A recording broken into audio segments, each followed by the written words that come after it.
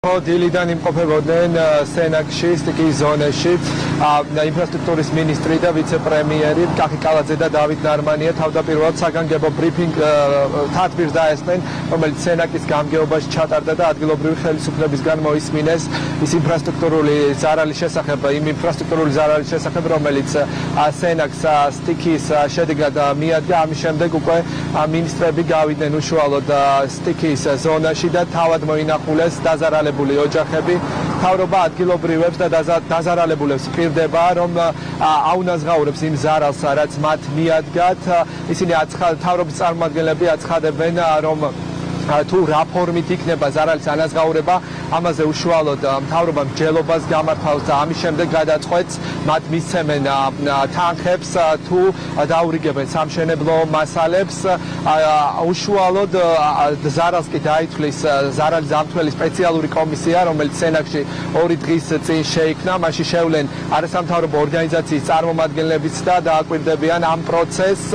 ჩვენ ვიცით, რომ გუშინ მთავრობამ უკვე გამოყო 800,000 ლარი, რომელიც ინფრასტრუქტურული ზიანის აღდგენას მოხმარდება, თუმცა მინისტრები აცხადებენ, რომ მოსახლეობისთვის მიყენებული ზარალისთვის უკვე ცალკე თანხები გამოიყოფა მთავრობის მიერ. ინფრასტრუქტურული ზიანის აღდგენასთან დაკავშირებით გუშინ რაც მივიღეთ მთავრობაზე გადაწყვეტილება 800,000 ლარი გამოიყო და ეს გასაწმენდად არხების, კოლექტორების გასაწმენდად, გასაფართოებლად და ასე შემდეგ სავსებით საკმარისია. რაც შეეხება წყალმომარაგების საკითხებს, წყალმომარაგებასთან დაკავშირებით დაზიანებები დღეს ბოლომდე იქნება აღდგენილი და ანუ წყლის მიწოდება აღუდგება მოსახლეობას.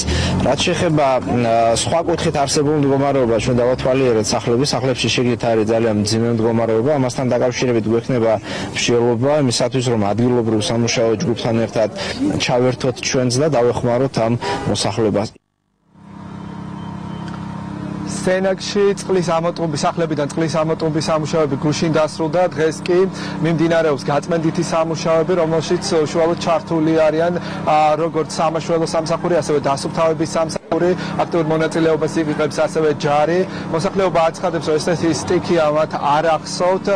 სტიკის ზონაში, კონკრეტულად კი 3 ცენტრალურ ქუჩაზე წყლის სიმაღლე 1 მეტრზე მეტი იყო.